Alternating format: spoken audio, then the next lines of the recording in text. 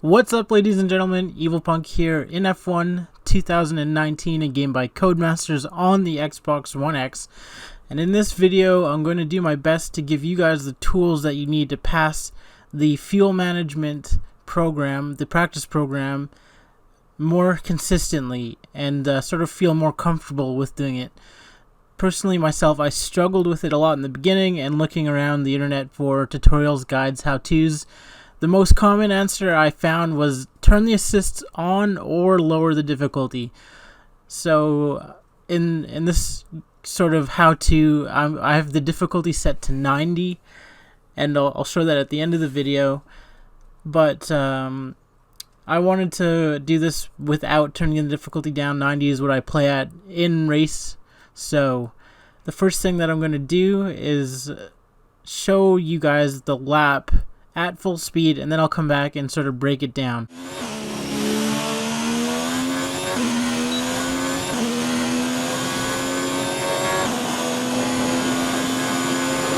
Okay, you weren't quite good enough that lap. Try again.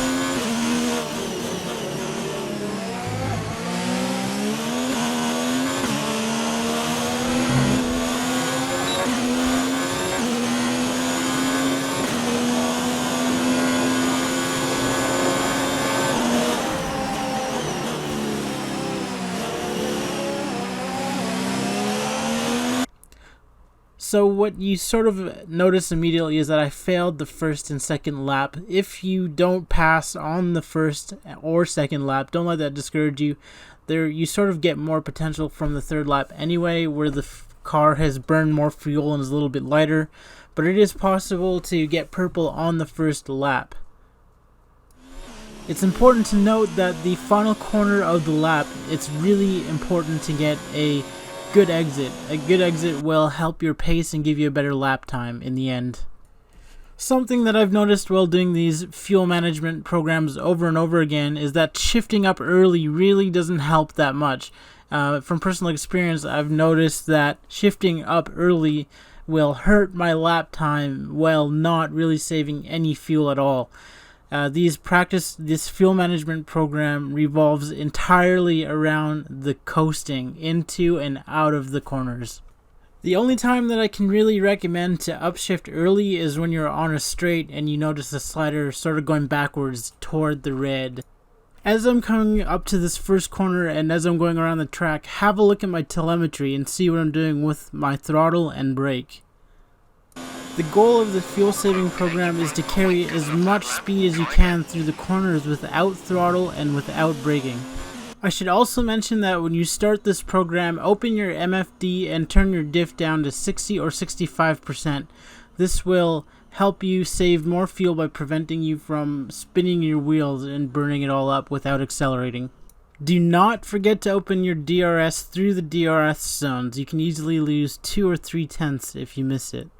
You'll also notice that your delta will go plus or red from time to time, and don't worry about it, you can make this back on corner exit and down straights.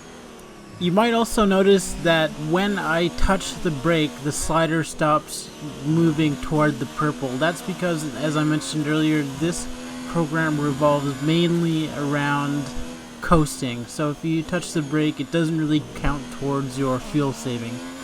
As I'm coming up to the end of this straight, take a look at my telemetry and notice that I come off the throttle completely, roughly 50 meters before my brake zone, and I'm not even touching the brake until I absolutely have to. And that's because, like I mentioned earlier, when you touch the brake, it sort of it takes away from your fuel saving and doesn't really count to fuel management.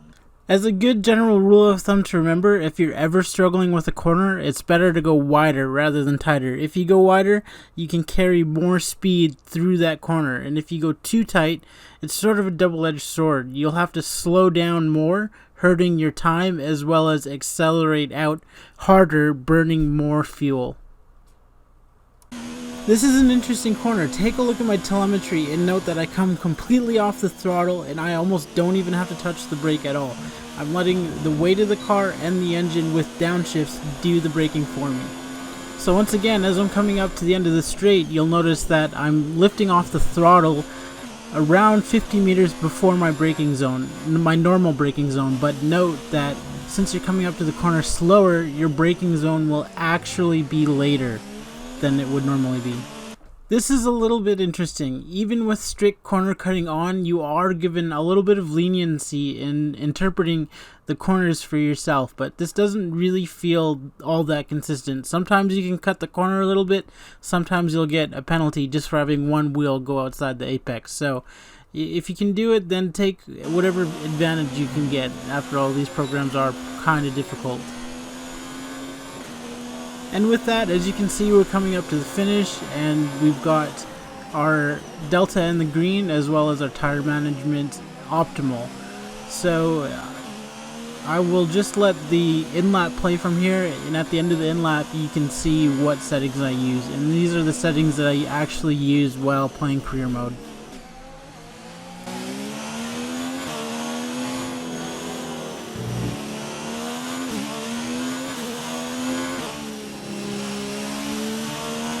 We're low on fuel.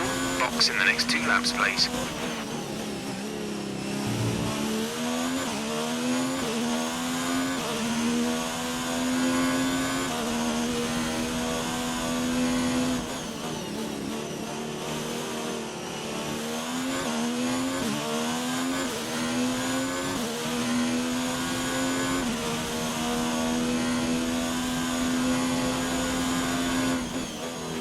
Come in this lap, please. Box this lap. When driving with the pit assist disabled, you'll need to be mindful of your speed when entering the pit lane. If you hit the limiter line too fast,